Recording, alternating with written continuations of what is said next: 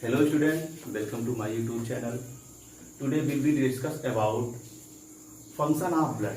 ठीक है, इसके पहले हमने जो है इस चैप्टर का ह्यूमन सर्कुलेटरी सिस्टम का जो है फर्स्ट वीडियो हमने डाला था, जिसमें हम लोगों ने ब्लड पढ़ा है और टिश्यू फ्लूइड पढ़े हैं. जो कंटेंट हमने डाला था उसमें कुछ चीजें जो है अभी रिमेन रह गई थी, बची रह गई थी. जैसे हमने ब्लड पढ़ा दिया था, ब्लड के फंक्शन शेष रह गए थे, ब्लड के फंक्शन बचे रह गए थे.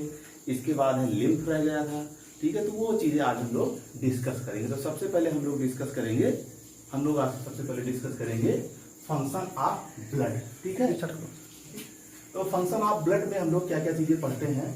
सबसे पहले हम लोग पढ़ेंगे इसमें ये क्या क्या फंक्शन पार्टिसिपेट करता है या क्या क्या फंक्शन करता है हम लोग के बॉडी में. तो सबसे पहले है, इसमें हमने पॉइंट लिख दिया है, तो एक एक पॉइंट हम लोग डिस्कस करते हुए चलेंगे. तो फर्स्ट पॉइंट है blood transport the nutrients absorbed from intestine to all parts of the body. तो ब्लड का मेन फंक्शन, फर्स्ट फंक्शन क्या लिखा गया, ब्लड ये क्या करता है कि जो हम लोगों की बॉडी में न्यूट्रिएंट्स होते हैं, जब हम लोग खाना खाते हैं डाइजेस्ट होता है फूड मटेरियल, अब वो डाइजेस्ट होने के बाद एब्जॉर्ब होगा इंटेस्टाइन के थ्रू, एब्जॉर्ब होगा ब्लड वेसल्स में जाएगा, ब्लड वेसल्स के थ्रू ये पूरी बॉडी में सर्कुलेट होते रहते हैं. तो इसीलिए इसमें यहाँ लिखा गया है nutrient absorb from intestine and all part of the body. तो ट्रांसपोर्ट पहले एब्जॉर्ब होगा, इसके बाद ये पूरी बॉडी में ट्रांसपोर्ट हो जाएगा, क्योंकि हम लोगों की होल बॉडी, पूरी बॉडी सेल से मिलकर बनी होती है और सभी सेल्स को एनर्जी चाहिए होती है. तो बॉडी के प्रत्येक सेल के पास ये न्यूट्रिएंट्स को ट्रांसपोर्ट करता है. ये इतनी चीजें होती है. ओके, नेक्स्ट क्या दिया गया है, it transport respiratory gases like O2 and CO2. ये क्या करता है, इसका दूसरा फंक्शन क्या है, ये रिस्पायरेटरी गैसेस को ट्रांसपोर्ट करता है. अब रिस्पायरेटरी गैसेस क्या होती है, जैसे आप लोग जो है रिस्पायरेशन में ऑक्सीजन और CO2 पढ़ते हैं. तो ऑक्सीजन का ट्रांसपोर्ट कहां से कहां तक होता है, तो आप याद रखिए transport of oxygen from lungs to tissue या ऑर्गन कह सकते हो. ठीक है, अब ये जो है ऑक्सीजन ट्रांसपोर्ट कैसे होता है, ये हम लोग रिस्पायरेटरी सिस्टम पढ़ेंगे. ये आप जान लीजिए, ऑक्सीजन जो है हीमोग्लोबिन के थ्रू 97% ट्रांसपोर्ट होती रहती है. ठीक है, हीमोग्लोबिन के थ्रू 97% ट्रांसपोर्ट होती है फ्रॉम लंग्स टू टिश्यू या ऑर्गन बोलते हैं. 3% जो होती है बाय प्लाज्मा के थ्रू होती है. ठीक, इसके बाद कार्बन डाइऑक्साइड का ट्रांसपोर्ट होता है. ये कहां से होता है, फ्रॉम ऑर्गन टू लंग्स. ठीक है, ये 3 तरह से होते हैं. बाय हीमोग्लोबिन 23% होते हैं, हम लिख दे रहे हैं बाय हीमोग्लोबिन बाय HB लिखते हैं. HB जो है हीमोग्लोबिन बोलते हैं, 23% होता है. और जो है बाय प्लाज्मा जो है प्लाज्मा 7% होता है. और बाई कार्बोनेट, हमने सोडियम बाइकार्बोनेट, पोटेशियम बाइकार्बोनेट लिखे, केवल बाइकार्बोनेट. अब इसमें दोनों आ जाते हैं. बाइकार्बोनेट के फॉर्म में क्या होता है, बाइकार्बोनेट, इसमें जो होता है ये 70% ट्रांसपोर्ट होता है. ये जब हम लोग जो है रिस्पायरेटरी सिस्टम पढ़ेंगे तो वहां पढ़ेंगे. बाकी ऑक्सीजन हमने बता ही दिया. तो ये क्या करता है, रिस्पायरेटरी गैसेस को भी ट्रांसपोर्ट करता रहता है. ओके, नेक्स्ट क्या है, it distribute hormones to different part of the body. ठीक है, क्योंकि आप जानते हो हमारी बॉडी में इंडोक्राइन ग्लैंड प्रेजेंट होती है, एक्सोक्राइन ग्लैंड प्रेजेंट होती है. एक्सोक्राइन ग्लैंड जो होती है ये अपना जो मटेरियल सिक्रीट करती है वो डायरेक्ट डक्ट में रिलीज करती है, डक्ट के थ्रू टारगेट ऑर्गन के पास पहुंचता है. लेकिन जो इंडोक्राइन ग्लैंड होती है वो हार्मोन सिक्रीट करती हैं. अब वो डक्टलेस भी होती हैं, वो अपने मटेरियल को जो है ब्लड में रिलीज कर देती हैं. अब ब्लड क्या करता है, बॉडी के डिफरेंट पार्ट तक पहुंचा देता है, टारगेट पॉइंट तक, जहां उसकी आवश्यकता होती है वहां से वो ट्रैप कर लिया जाता है. ठीक है, इतनी चीजें होती हैं. जैसे आप देखो हमारे हेड के पास होता है पिट्यूटरी ग्लैंड, इसके बाद एड्रीनल ग्लैंड किडनी के पास होता है, पैनक्रियाज होता है. तो ये सारी चीजें हार्मोन्स निकालते हैं. पैनक्रियाज जो निकालता है इंसुलिन निकालता है, ग्लूकेगॉन हार्मोन निकालता है.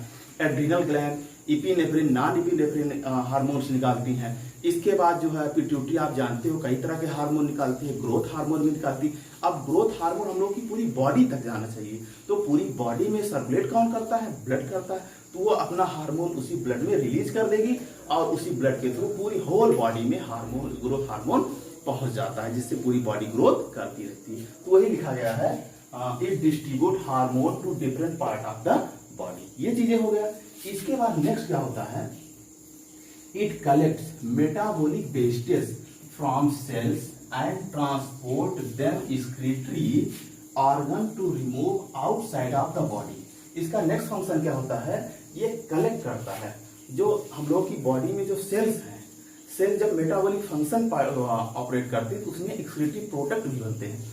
अब उस एक्सक्रीटरी प्रोडक्ट को बॉडी से बाहर भी निकालना है, तो वो निकले कैसे, डायरेक्ट तो बाहर कर नहीं सकते हैं, तो वो क्या करती हैं, अपना एक्सक्रीटरी मटेरियल ब्लड में रिलीज करती हैं। अब ब्लड पूरी बॉडी में सर्कुलेट होता रहता है, ठीक है, तो ब्लड सर्कुलेट होता रहता है तो एक्सक्रीटरी ऑर्गन के पास भी जाता है। लाइक है जैसे किडनी, और हम लोगों की बॉडी में जो है एक्सक्रीटरी प्रोडक्ट जैसे यूरिया बना, यूरिया पूरी बॉडी में सर्कुलेट होता रहता है। अब ये किडनी के पास गया, किडनी से ये फिल्टर होता है और यूरिन के फॉर्म में पहुंचता है। अब यूरिन जो है बॉडी से धीरे धीरे डिस्चार्ज होता रहता है। इसके बाद स्किन भी है, स्वेटिंग वगैरह ये भी बॉडी से निकल जाती है। इसके बाद आप गैसेस देख लो, तो CO2 जो गैसेस होती है ये भी सेल में जो है बनती है जब ग्लूकोज का ब्रेक डाउन होता है, ठीक है, तो वहाँ पे CO2 बनती है। अब CO2 जो है डेंजर, अगर देर तक रुक जाती है हमारी बॉडी में तो ये डेंजरस रूप ले लेती है, तो इस वजह से उसको भी बॉडी से बाहर करना रहता है कि ब्लड के थ्रू सर्कुलेट होगा। हमने बताया था ऊपर, transport of respiratory gases CO2 transport होगी फ्रॉम ऑर्गन टू लंग्स और लंग्स से बॉडी से बाहर निकल जाती है वो, ओके, इतनी चीजें होती हैं। इसके बाद जो है दूसरा हम पढ़ते हैं, it protect from germs, foreign materials, ठीक है, एंड पॉइजन्स, ठीक है, by producing antibody or phagocytosis with the help of WBC। Blood का फंक्शन क्या होता है, ये क्या करता है, फॉरेन मटेरियल्स, जर्म्स, ठीक है, और माइक्रो ऑर्गेनिज्म, ठीक है, पॉइजन्स, इससे भी हमारी बॉडी को प्रोटेक्ट करता रहता है, ठीक है। और इससे प्रोटेक्ट करने के लिए ब्लड की कुछ सेल्स होती हैं जो एंटीबॉडी का फॉर्मेशन करती है, या जो है कुछ सेल्स होती हैं वो फैगोसाइटोसिस शो करती हैं। फैगोसाइटोसिस से हमने अपने पहले वाले लेक्चर में हमने बताया था, फैगोसिटिक नेचर जो सेल्स हैं वो दो सेल्स होती हैं जो फैगोसिटिक शो करती हैं, फैगोसिटिक नेचर शो करती हैं, जैसे न्यूट्रोफिल्स और मोनोसाइट WBC होती हैं। ये फॉरेन मटेरियल जब कोई ब्लड में एंट्री कर जाता है तो उसको ये इंगल्फ कर लेती, मार देती है, डिफेंसिव नेचर शो करती है, तो वही इसमें लिखा गया है, it protect germs, foreign materials and poisons by producing antibody और phagocytosis with the help of WBC। और WBC जो होती है, हमने बताया था WBC जो है ये डिफेंसिव नेचर शो करती है, ठीक है, ये चीजें, इतनी बातें क्लियर हुई। नेक्स्ट इसके बाद हम लोग पढ़ेंगे, it coagulate at the site of the injury and change blood pressure. Blood का एक फंक्शन और होता है, ये जैसे कहीं पे हम लोग की बॉडी में, स्किन में कहीं पे चोट लग जाती है तो ब्लड का लॉस होने लगता है, तो उसको भी रोक देता है। 2 मिनट के विदिन 2 सेकंड में, विदिन 2 मिनट्स के अंदर जो है ब्लड क्लॉट करा देता है। और ये भी एक चेक करता रहता है हमारी बॉडी में कहीं भी ब्लड वेसल जो है फटी तो नहीं है, टूटी फूटी नहीं, उसको भी चेक करता रहता है, जिससे हमारी बॉडी से ब्लड का लॉस ना हो। इतनी चीजें होती हैं, ओके। नेक्स्ट क्या है, it regulate body temperature by distributing heat.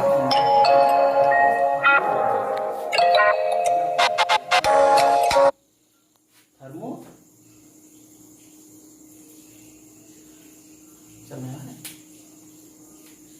ठीक है, that is thermo regulation. Thermo regulation आप लोग याद रखिए, थर्मो रेगुलेशन क्या होता है, बॉडी टेम्परेचर को मेंटेन करना, ठीक है। इसमें क्या होता है, ब्लड जो होता है, it regulates body temperature by distributing heat in the body, इसको बोलते हैं थर्मो रेगुलेशन। इसमें क्या होगा, आप ये जाने रहिए कि जैसे ब्लड आता हार्ट है, हार्ट से पूरी बॉडी में सर्कुलेट करता है, लेकिन कुछ बॉडी के पार्ट हम लोगों के डायरेक्ट जो है एयर कांटेक्ट, जो है एटमॉस्फेयर के कांटेक्ट में रहते हैं एनवायरमेंट में। जैसे ये पाम हो गया, ये हो गया, सोल हो गया। ठंडी में आप देखिए अपने हाथ को जो है आप धूप जो है फायर के सामने आप हाथ सेकते, तो यहाँ पे ब्लड आ रहा है, इसके बाद ब्लड जा भी रहा है वापस, तो यहाँ पे जब हीट लगेगी तो ब्लड के टेम्परेचर को भी मेंटेन होता रहता है। तो गर्म ब्लड और ठंडा ब्लड आता है तो गर्म होते हुए धीरे धीरे वो बॉडी में जाता रहता है, जिससे बॉडी का टेम्परेचर मेंटेन रहता है, इसी को बोलते हैं थर्मो रेगुलेशन, ओके।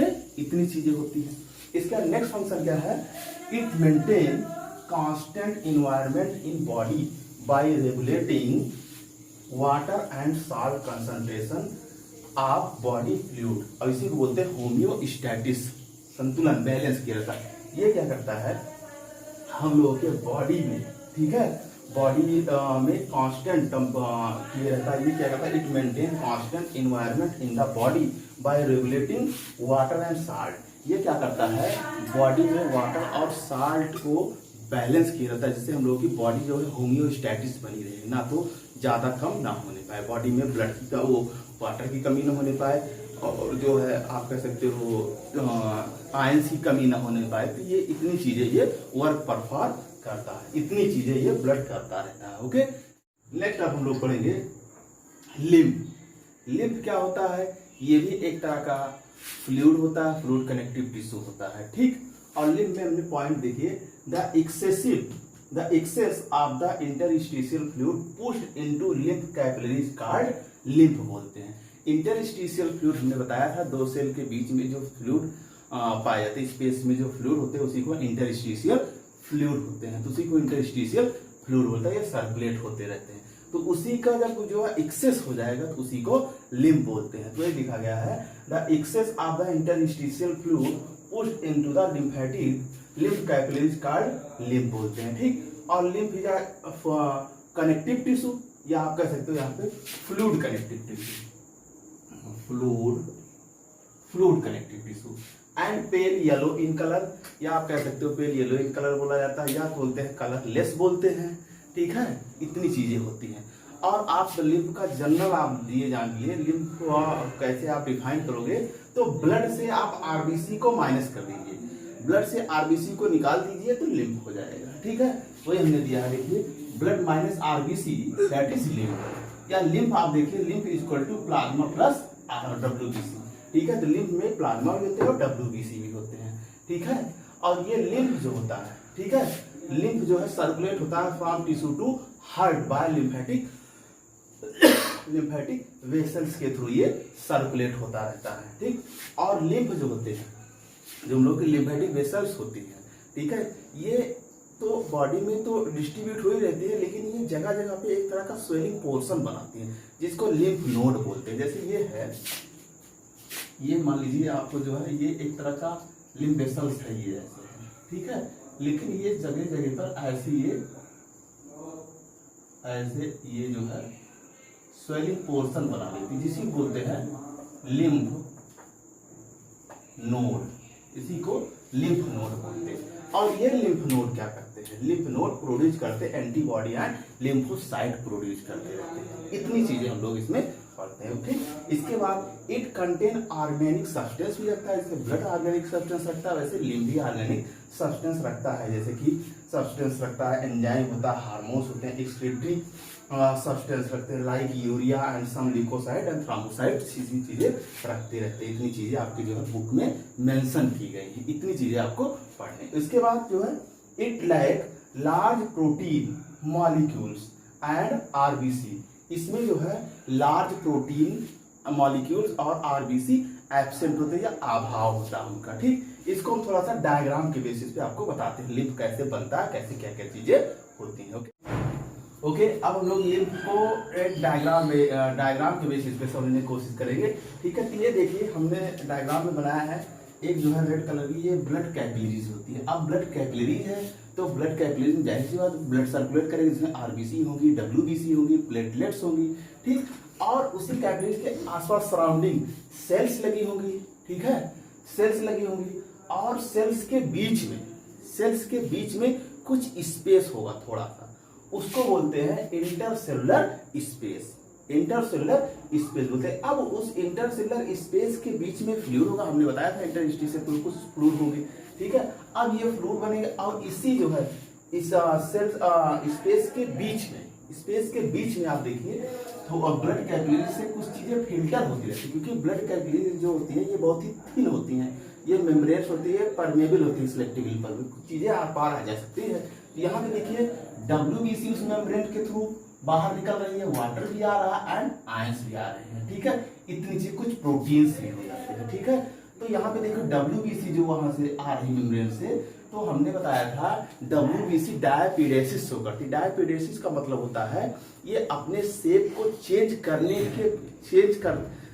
के बाद किसी नैरो पोर्शन से, ठीक है, शेप को चेंज करने के बाद उससे ये बाहर निकल सकती है। उस प्रोसेस को बोलते हैं डायापीडेसिस बोलते हैं, ठीक है। डायापीडेसिस जैसे कि एक तरह का ये छोटा सा पोर्स, ठीक। अब इसी से डब्ल्यूबीसी को बाहर निकलना है और आप जानते हो WBC अपना शेप चेंज कर सकती हैं। तो मान लो वो अपने शेप को जो है पॉइंटेड बना लिया, उसके बाद बाहर निकल आती है, दूसरी बोलते हैं डायपिडेसिस।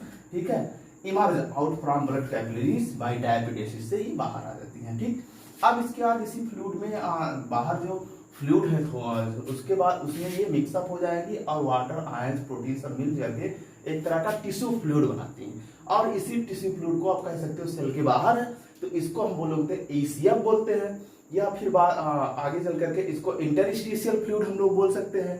अब यही इंटरस्टिशियल फ्लूइड इन लिम्फोसाइट, जब ये लिम्फोसाइट बेसल्स में जाएगा, ठीक है, लिम्फोसाइट बेसल्स में जब पहुंचेगा तब ये लिम्फ बना लेगा। ठीक है, और ये बाद में ज्वाइन कर लेता है, वेन्स में ज्वाइन कर लेगा, वेन्स के साथ जो है जुड़ जाएगा धीरे धीरे, फिर ये सर्कुलेट होता रहता है। तो इतनी चीजें हम लोग लिम्फ में पढ़ते हैं। ठीक है, ओके, अब हम लोग पढ़ेंगे लिम्फॉइड ऑर्गन। लिम्फॉइड ऑर्गन कौन कौन से होते हैं? तो यहाँ पे लिम्फ नोड होता है, टॉन्सिल होता है, थाइमस होता है, जो है स्प्लीन होता है। ठीक है, लिम्फ नोड अभी हमने बता दिया, लिम्फ नोड जो है लिम्फ वेसल जो होती है एक तरह का स्वेलिंग पोर्शन बनाती है जिसको लिम्फ नोड बोलते हैं। टॉन्सिल जो होता है ये हम लोगों के माउथ में प्रेजेंट होता है, ये जो है सॉफ्ट पैलेट, हाँ सॉफ्ट पैलेट जो लास्ट में होता है थोड़ा सा टाइप का, तो वो हैंगिंग डाउन होता है, तो वो टॉन्सिल, तो वो भी जो है इम्यून सिस्टम पे रिस्पॉन्सिबल होता है। ठीक है, ये डॉक्टर कभी कभी आप देखिए डॉक्टर कहते हैं माउथ ओपन करिए, वहां पे टॉन्सिल जो हैंगिंग डाउन किया इन्फेक्शन होता है तो थोड़ा सा उसका जो है लटकना स्वाभाविक ज्यादा हो जाता है, तो इसी वजह से वो सिम्टम्स का पता लगा लेते हैं टॉन्सिल।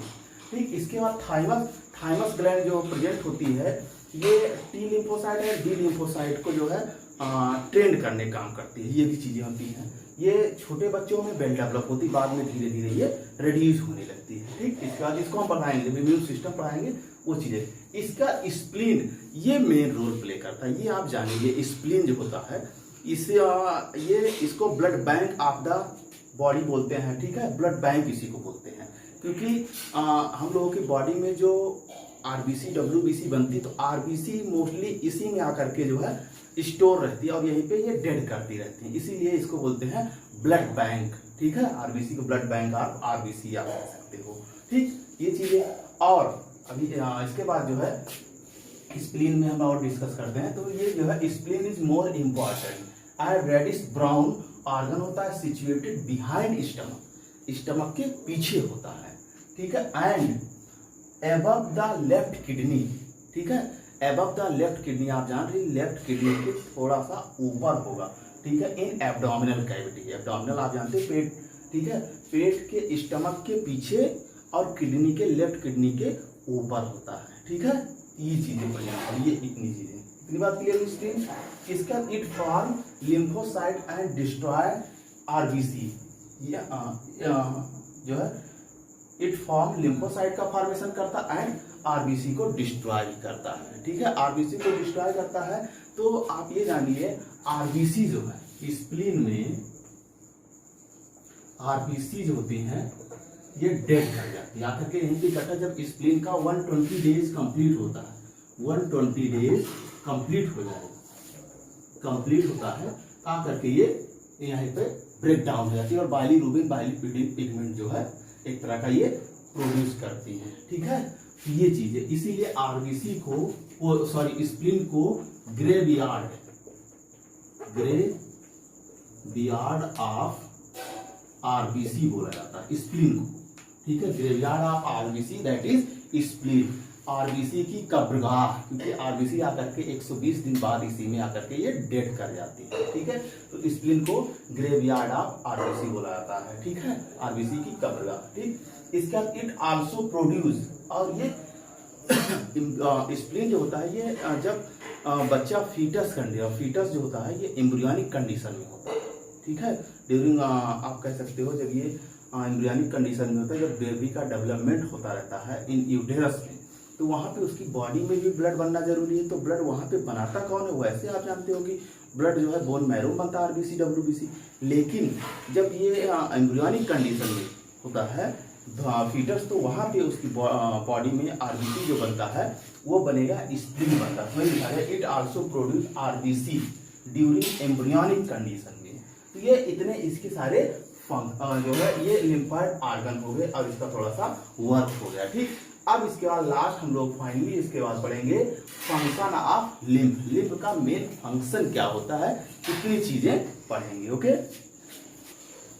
ओके, अब हम लोग पढ़ेंगे फंक्शन ऑफ लिम्फ। ठीक है, तो ये भी कुछ फंक्शन परफॉर्म करते हैं। तो फर्स्ट इसमें दिया गया है, it is also an important carrier for nutrients, hormones and enzyme. ये भी जो है ब्लड की तरह जो है सर्कुलेट करता है, कैरियर करता है, न्यूट्रिएंट्स को भी सर्कुलेट कराएगा और जो है हार्मोन्स को भी कराएगा और एंजाइम को भी ये ट्रांसफर जो है कैरियर होता है एक तरह का, ये सर्कुलेट भी कराता है। इसके बाद आप देखिए न्यूट्रिएंट्स यहाँ पे ध्यान दीजिए, और न्यूट्रिएंट्स आपने ब्लड में भी पढ़ा था, ठीक है। तो वहाँ पे न्यूट्रिएंट्स में ज़्यादा चीज़ें ब्लड तो ट्रांसपोर्ट करता ही है, कैरियर करता है, लेकिन आप याद रखिए जो फैट होता है, ठीक है, फैट जो होता है ये लिम्फ के थ्रू ट्रांसपोर्ट होता है, कैरी और जो है सर्कुलेट होता है।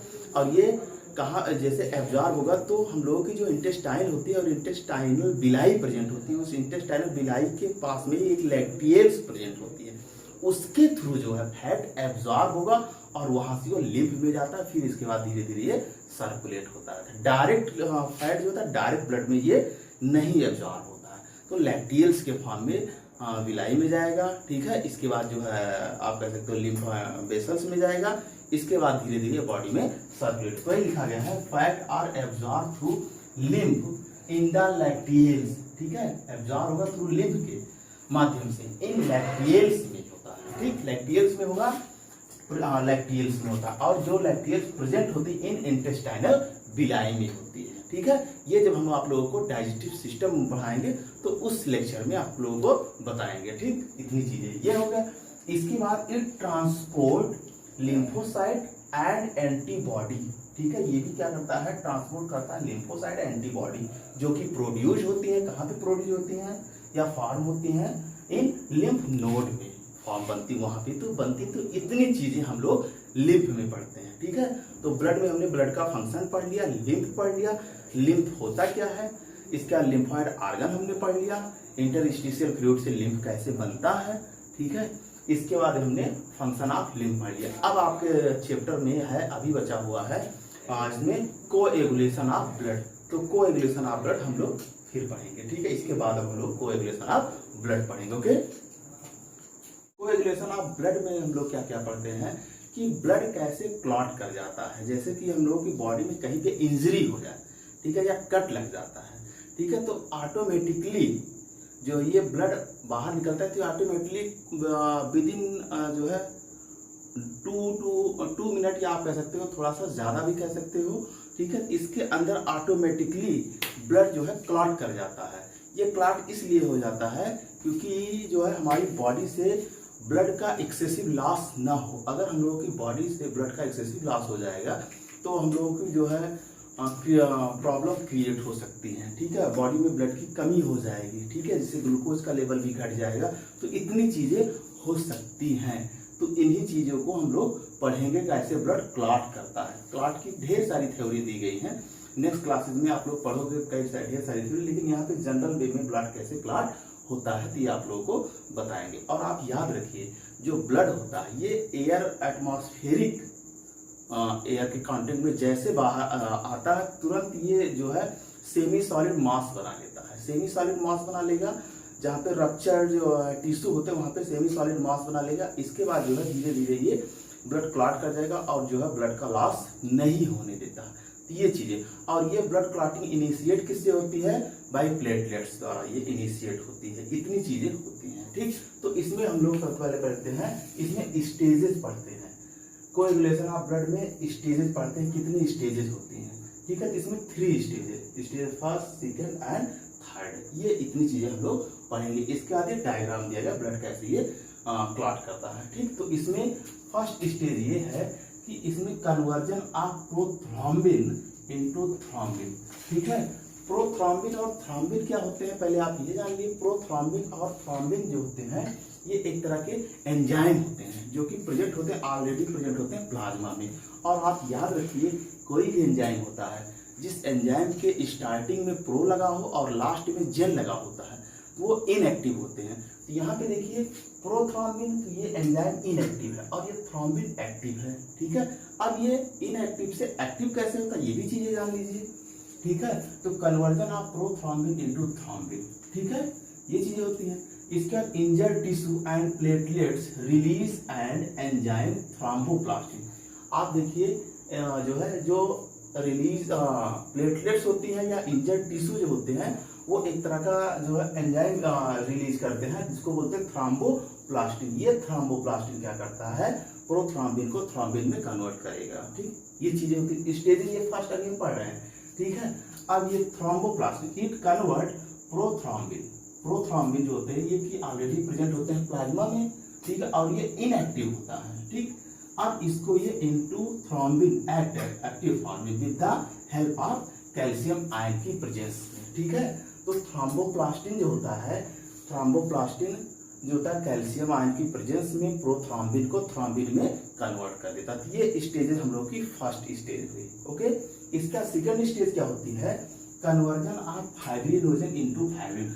फाइब्रिनोजन और फाइब्रिन आप लोगों ने पढ़ा होगा। फाइब्रिनोजन प्रोटीन होता है जो कि प्लाज्मा में प्रेजेंट होता है, मेजर प्रोटीन हमने बताया था। और फाइब्रिनोजन जो होते हैं ब्लड क्लॉटिंग में इंपॉर्टेंट रोल प्ले करते हैं। इतनी बातें क्लियर हुई, ठीक है। यहाँ पे conversion of fibrinogen into fibrin with the help of thrombin, thrombin की सहायता से फाइब्रिनोजन फाइब्रिन में कन्वर्ट होता है। तो यहाँ पे देखिए हमने बताया है, दिया है, तो ये देखिए फाइब्रिनोजन जो है, फाइब्रिनोजन जो होती है सॉल्युबल प्रोटीन होते हैं, ठीक। और ये और जेल लगा हुआ है, आप ये भी देख लीजिए, ये जेल लगा हुआ है, जेल, ठीक है। तो ये भी इनएक्टिव फॉर्म में है, ठीक, यहाँ पे, ठीक है। तो इसको जो है ये इनसॉल्युबल है, इसको सॉल्युबल है, इसको इनसॉल्युबल करना है और एक्टिव करना है, ठीक है। तो यहाँ पे फाइब्रिनोजन को फाइब्रिन कन्वर्ट करने के लिए हम लोग क्या करते हैं, थ्रोम्बोप्लास्टिन थ्रोम्बिन, ठीक है। थ्रोम्बिन क्या करता है, वर्क प्ले करता है। थ्रोम्बिन कैल्शियम आयन की प्रेजेंस में फाइब्रिनोजन को फाइब्रिन में कन्वर्ट कर देगा और ये इनसॉल्युबल होगा। अब यही फाइब्रिन जो होता है एक तरह का नेट लाइक स्ट्रक्चर बनाता है, नेटवर्क फॉर्म बना लेगा, ये नेटवर्क फॉर्म बना लेगा। तो यहाँ से आरबीसी या जो ब्लड सेल्स बाहर नहीं निकल के आती है, ट्रैप कर लेता है, ठीक है। और धीरे धीरे यहाँ पे क्लॉटिंग स्ट्रक्चर बन जाता है, तो इसे बोलते हैं ब्लड क्लॉट, ठीक। इसके बाद stage third, formation of clot, clot का फॉर्मेशन होगा। फाइब्रिन थ्रेड, वही मतलब होता है fibrin thread form a network. Fibrin जो है धागे जो है नेटवर्क संरचना बनाता है। इन दिस नेट, इस नेट में क्या होता है, ब्लड सेल्स आर ट्रैप, जो नेट बनती है इसमें ब्लड सेल्स ट्रैप कर लेते हैं और फाइनली ब्लड क्लॉट कर ले जाता है। इतनी बातें क्लियर हुई। अब इसको देखिए हम लोग डायग्राम से देखते हैं, ठीक। इतनी चीजें जो स्टेजेस, इसमें stages first, stages second, stages third. Stages first में क्या होता है, प्रोथ्रोम्बिन को थ्रोम्बिन में कन्वर्ट कौन करता है, थ्रोम्बोप्लास्टिन करता है, ठीक है। इसके बाद स्टेज सेकंड में क्या होता है, फाइब्रिनोजन को फाइब्रिन में कौन कन्वर्ट कराता है, थ्रोम्बिन कन्वर्ट करता है। एंड स्टेज थर्ड में फाइब्रिन जो होता है एक तरह का नेट लाइक स्ट्रक्चर बनाता है जिसमें आरबीसी जो ब्लड की सेल्स होती है वो ट्रैक कर लिया तो ब्लड क्लॉट कर जाता है, ठीक। इतनी चीज। अब यहाँ पे देखिए ये हमने दिया है डायग्राम, यहाँ पे प्लेटलेट्स है, यहाँ पे रप्चर टिश्यू है, ठीक है। जब हमारी बॉडी में या कहीं पे कट लग जाता है, मान लो यहाँ पे कट लग जाता है, तुरंत जैसे हमारे ब्लड का कुछ सेल जो थी एयर के कांटेक्ट में आती हैं तो तरह का जो है ये थ्रोम्बोप्लास्टिन रिलीज करती हैं, ठीक है। और रप्चर टिश्यू दोनों मिलकर के थ्रोम्बोप्लास्टिन रिलीज करते हैं। अब ये थ्रोम्बोप्लास्टिन तुरंत कैल्शियम आयन की प्रेजेंस में प्रोथ्रोम्बिन जो कि ब्लड में ऑलरेडी प्रेजेंट होता है, प्रोथ्रोम्बिन को थ्रोम्बिन में कन्वर्ट कर देंगे, ठीक है। प्रोथ्रोम्बिन इनएक्टिव एंजाइम होता है जबकि थ्रोम्बिन एक्टिव हो गया। अब ये एक्टिव हो गया, अब ये वर्क क्या करेगा, ये फाइब्रिनोजन प्रोटीन को फाइब्रिन में कन्वर्ट कराएगा। यहाँ पे देखिए फाइब्रिनोजन है, ये सॉल्युबल है। अब यहाँ पे थ्रोम्बिन जो है, ठीक, और कैल्शियम आयन, ठीक है, ये प्रेजेंस में फाइब्रिन में कन्वर्ट हो गया। अब फाइब्रिन इनसॉल्युबल हो गया और यही जो है फिर धीरे धीरे फाइब्रिन फॉर्म एक नेट बना लेगा, ठीक है, एक तरह का नेट बना लेता और फाइब्रिन ट्रैप, फिर वही नेट जो बनेगा ये ऐसे यहाँ पे एक तरह का नेट बनेगा, अभी हमने बताया यहाँ पे नेट बन जाएगा। इसी नेट में फाइब्रिन क्या करता है, ट्रैप कर लेता है blood cells and forming clot का फॉर्मेशन कर देता है। तो इस तरह से ब्लड क्लॉट होता रहता है, ठीक। और आप याद रखिए जब ब्लड क्लॉट कर जाता है तो एक जो है येलोइश कलर का फ्लूइड निकलता है, ठीक है, उसको बोलते हैं सीरम बोलते हैं। वो उस क्लॉट की जगह पर, प्लेस पे इसलिए जो है निकलता है, जो सीक्रेट होता है ब्लड से, क्योंकि वहां पे कोई इन्फेक्शन ना होने पाए, ठीक है, तो वहां पे वो उसको इन्फेक्शन होने से बचाता है। तो ये चीजें होती हैं सीरम का फंक्शन। इसके बाद जो है आप याद रखिए, ब्लड क्लॉटिंग में एक एंजाइम बहुत ही इंपॉर्टेंट रोल प्ले करता है, ठीक है, उस एंजाइम का नाम है विटामिन के, एक vitamin work important work play करता है जिसका नाम है विटामिन के। तो ये आपसे पूछा जाता है ब्लड क्लॉटिंग में कौन से एंजाइम, कौन से विटामिन इंपॉर्टेंट रोल प्ले करते हैं, तो आप याद रखिए विटामिन के, ठीक है, ये होता है इंपॉर्टेंट रोल प्ले करता है। तो विटामिन के is important for blood clotting के लिए। तो इतनी चीजें हम लोगों को पढ़नी है। तो हमने आज क्या क्या पढ़ा, हमने पढ़ा फंक्शन ऑफ ब्लड पढ़ा, इसके बाद हमने लिम्फ पढ़ा, लिम्फाइड ऑर्गन पढ़ा, लिम्फ के फंक्शन पढ़ा, इसके बाद जो है हम लोगों ने कोएगुलेशन ऑफ ब्लड। तो इतनी चीजें हम लोगों ने आज पढ़ा, ठीक है, ओके। तो आशा करते हैं आप लोगों को हमारा वीडियो पसंद आया होगा। तो आप लोग हमारे इस चैनल को सब्सक्राइब करें। इसके बाद हम लोग इस जो ह्यूमन सर्कुलेटरी सिस्टम का जो मेन टॉपिक है ह्यूमन हार्ट, इसके बारे में स्टडी करेंगे। इसके बाद आर्टरी वेन्स के बारे में पढ़ेंगे। तो नेक्स्ट वीडियो में हम आप लोगों के सामने जो है ह्यूमन हार्ट का वीडियो लेक्चर लेकर के प्रेजेंट